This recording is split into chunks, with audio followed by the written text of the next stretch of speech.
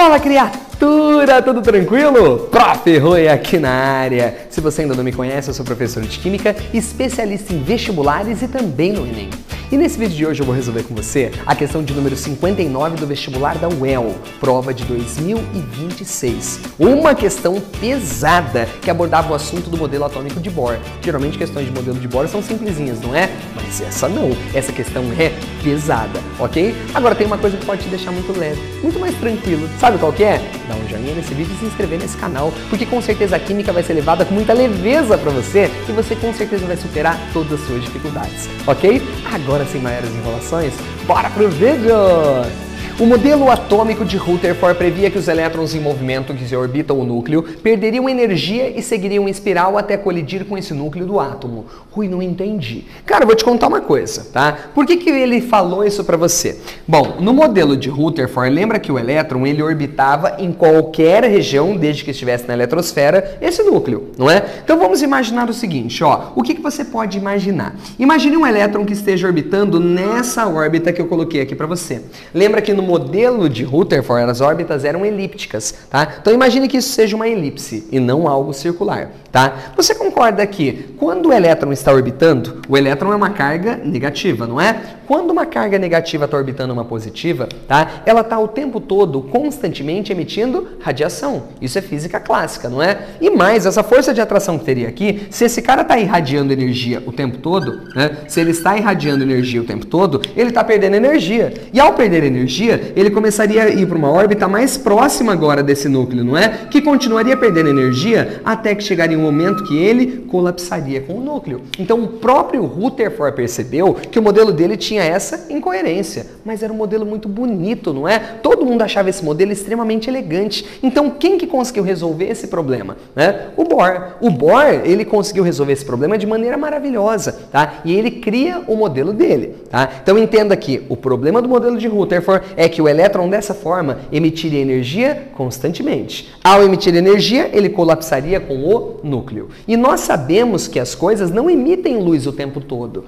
Por exemplo, para eu projetar isso daqui para você, eu estou ligando um data show. O data show, para ele poder emitir luz, eu tenho que ligar, ou seja, eu tenho que fornecer energia. Aí sim, quando eu forneço energia, ele emite luz para mim. Você entende que o data show sozinho não emite luz, tá? Então é isso que eu estou te mostrando. Essas emissões contínuas só aconteceriam se os materiais constantemente emitissem radiação, ok? Aí o que acontece? Vamos continuar. Supunha-se que o átomo pudesse colapsar e ser extinto. Porém, na prática, esse fenômeno não acontecia. O modelo de Bohr afastava essa hipótese e estabelecia que os elétrons estariam em órbitas eletrônicas chamadas de estados estacionários ou fundamentais. Então lembra, no modelo de Bohr, o elétron não podia ocupar qualquer região na eletrosfera. Ele só podia ocupar aquilo que ele chamava de níveis de energia. Níveis de energia que muita gente conhece como camadas. Seriam regiões circulares, não mais elípticas, né, em que o elétron ficando por lá, ele estaria num equilíbrio tão perfeito que ele não colapsaria com o núcleo, né? E aí ele coloca até valores inteiros para nós aqui, ó. N1, N2, N3, ele quantiza a eletrosfera. A grande beleza do modelo de Bohr é que ele mistura os conceitos da física clássica com ideias de quantização, que são a mecânica quântica. Então o modelo do Bohr é um modelo revolucionário. Ele mistura clássico com quântico, ok? E ele vai falar assim para vocês, né? Sobre o modelo atômico de Bohr, assinale a correta. Agora a gente vai analisar item por item para saber o que estava verdadeiro e o que não estava. Vem comigo? Alternativa A. As órbitas eletrônicas mais energéticas estão mais próximas do núcleo. Por isso, quando um elétron salta por uma camada mais afastada, ele cede energia conforme efeito conhecido como transição eletrônica. Tudo cagado, né? Vamos lembrar de uma coisa do modelo de Bohr, tá? Imagine que isso daqui seja o núcleo atômico, tá? E que aqui nós tenhamos o seguinte, ó, a primeira camada, que é o primeiro nível de energia, o segundo nível de energia, e assim a coisa continua. Tudo bem? Ó, aqui nós temos o primeiro nível, que eu vou chamar de N igual a 1. Aqui o segundo, que é N igual a 2. Uma coisa eu garanto para você. Quando você pensa no modelo de Bohr, tá? Quanto mais afastada é essa órbita, maior é a sua energia. tá? Então ele já errou no começo. Ele falou que quanto mais próxima do núcleo, mais energética é a órbita. Não, essa daqui é a órbita de menor energia. Essa daqui é a segunda menor. A próxima é a terceira menor. Tudo bem? Quanto mais eu me afasto, mais energia ele fica. Então tá errado, né? E ele fala, e por isso quando um elétron salta para uma camada mais afastada, ele cede energia. Pelo contrário, como a órbita de fora é mais energética do que a de dentro, se um elétron quiser saltar daqui para cá, ele precisa absorver energia. Energia essa que a gente costuma chamar de quantum, né? Agora, se ele quiser retornar ao estado original, ele tem que ceder energia, liberar energia na forma de luz. Lembrando que esses saltos aqui a gente chama de saltos quânticos ou transições eletrônicas. Então, ó, tá errada essa primeira. Vamos à próxima? Alternativa B. Em um átomo, um elétron se move numa órbita circular em torno do núcleo, certo? Lembra? Órbitas circulares. Então, o elétron aqui está numa órbita circular, ok? Sob a influência da atração de natureza nuclear forte? Claro que não, pelo amor de Deus. O que é atração nuclear forte, né? Você sabe que o núcleo, olha aqui, ó, o núcleo, ele é feito de partículas, não é? Quais são os nucleons? As partículas nucleares? Prótons e nêutrons, não é? Imagine um núcleo qualquer. Olha aqui, ó, um núcleo qualquer. Tá certo? Eu vou colocar aqui para você, tá? Bom, olha que coisa louca que é um núcleo atômico, tá? Imagine que tem prótons e tem nêutrons. As partículas que eu estou marcando como positivas são os prótons e as que eu não estou marcando nada são os nêutrons. O que eu quero falar para você é o seguinte, olha que loucura que é isso que você está vendo. Olha que loucura, porque pensa, né? Você sabe que um próton, ele automaticamente repele o outro, porque são cargas iguais. Só que no núcleo, que é um negócio muito pequenininho, eles estão muito presos, muito próximos e muito presos. Então, ó, você sabe que um repele o outro. Em termos de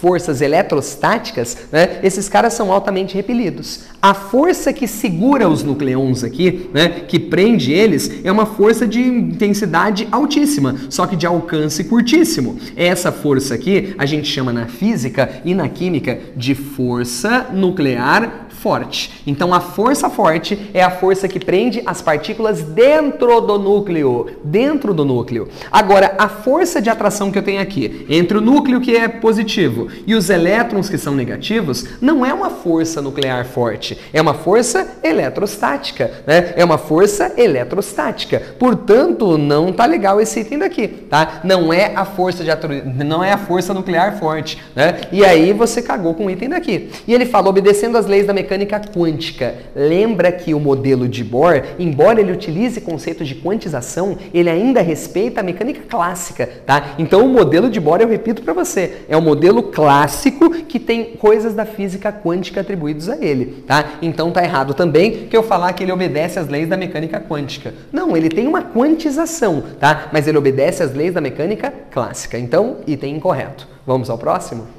Alternativa C. Para um elétron retornar à sua camada original, isto é, para ele voltar, né, ele precisa receber energia? Pode parar, né? Ele precisa liberar. Lembra que eu te falei? Para ele saltar de uma mais interna para uma mais externa, ele tem que receber energia que a gente chama de quantum, né? Agora, para ele retornar, ele tem que liberar energia. Essa energia liberada a gente chama de fóton, não é? Que é determinada a partir da diferença de energia entre a órbita de circulação e a camada original. Isso é verdadeiro, né? A quantidade de energia que esse cara vai precisar absorver ou que ele vai precisar liberar é justamente, né, proporcional a essa distância aqui, né? Esse delta de energia é justamente o delta que a gente está falando. Então o erro foi falar receber ao invés de liberar, ok? Vamos ao próximo? Alternativa D. Em um átomo, um elétron se move numa órbita circular em torno do núcleo, certo? Sob a influência de atração de natureza eletromagnética. Geralmente nós falamos eletrostática, né? Mas como é uma carga em movimento, toda carga em movimento gera um campo magnético. Então não vejo problema falar natureza eletromagnética. Ok. Obedecendo às leis da mecânica clássica. Sim. Então a alternativa D é a nossa resposta. Tudo bem? Perfeito esse item daqui. Mais uma vez, o mais normal é a gente usar o termo eletrostático, tá? Mas não vejo problema em falar em eletromagnético, porque você tem um campo magnético associado aqui também, né? Tanto que vai existir ali algumas propriedades que a gente vai falar depois, né, nos outros átomos, tá? Que tem a ver justamente com esse campo magnético, tá bom? Mas item D, verdadeiro. Vamos ver o que tinha errado no E?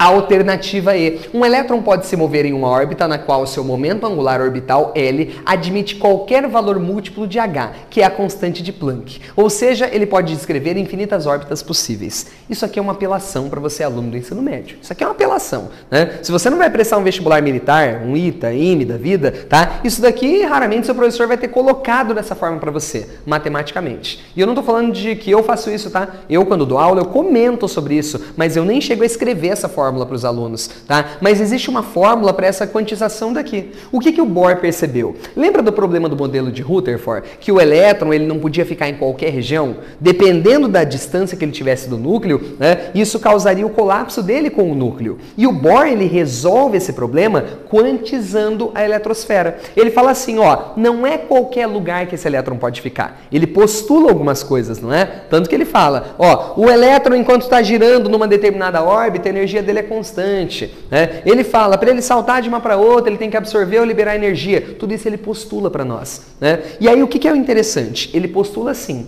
o elétron ele pode ficar apenas em algumas regiões. Ele não pode descrever infinitas órbitas aqui. Ele pode ficar apenas em algumas regiões. Na realidade, né, isso que ele colocou aqui, o momento angular orbital L, seria igual a quem? Seria igual a N multiplicado por H cortado. O que é esse H cortado? H é a constante de Planck, tudo bem? H cortado é simplesmente, tá, a mesma coisa que falar o que para nós? H, que é a constante de Planck, dividida por 2π. Eu não quero colocar esses detalhes aqui, porque, volto a dizer, a nível de ensino médio, isso daqui ultrapassa qualquer objetivo, tá? O que eu quero mostrar para você é o seguinte, esse N é o número da camada que a gente estava falando, né? E esse número sempre é um número inteiro e diferente de zero. Porque se ele fosse igual a zero, esse momento angular seria zero. Ou seja, esse elétron não pode ficar por lá. A menor órbita que esse cara pode ficar é em N igual a 1. N igual a 1 seria a menor órbita que ele pode ficar. Então, qual foi o erro daqui? Né? O erro foi colocar para você que ele admite qualquer valor múltiplo de H. Na verdade, não é qualquer valor. Lembra que o valor zero, tá? Ele não permite. Valores negativos ele também não permite. Tudo bem? E além disso, ele não pode descrever infinitas órbitas possíveis, tá? Ele vai ter uma quantidade limitada. Embora agora eu vou falar de uma forma um pouco diferente para você, tá? Pensando na nossa matemática, se esse cara aqui, né, ele pode ser um número natural, vamos imaginar um número 1, 2, 3, 4, 5, 6, 7. Na teoria, ele pode ir até infinito, mas isso não significa que você tem qualquer região que o elétron pode ficar. Então, na verdade, até que são infinitas órbitas que ele pode ter, né? Mas não é em qualquer lugar que esse cara pode ficar. Então, resumindo as coisas, né? Para ficar mais fácil, a gente fala que ele não pode descrever infinitas órbitas, tá? Ele pode ficar apenas em algumas, com essas restrições que a gente colocou. Tudo bem? E é por isso que esse item E estava falso, ok? Ah, criatura, questão pesadinha, não é? Pesada pra caramba, mas eu espero que você tenha entendido. Mas caso não tenha entendido alguma coisa, já sabe, comenta aqui embaixo que eu teria o maior prazer do mundo em responder pra você. Agora, é claro, criatura, isso daqui é apenas um vídeo de uma playlist completa da UEL. Toda a prova 2026 já está resolvida aqui. Então vai lá e maratona para você ver o que tinha de cada um dos detalhes dessas questões que você precisa saber para se dar bem nesse vestibular, ok? Espero você então na próxima resolução.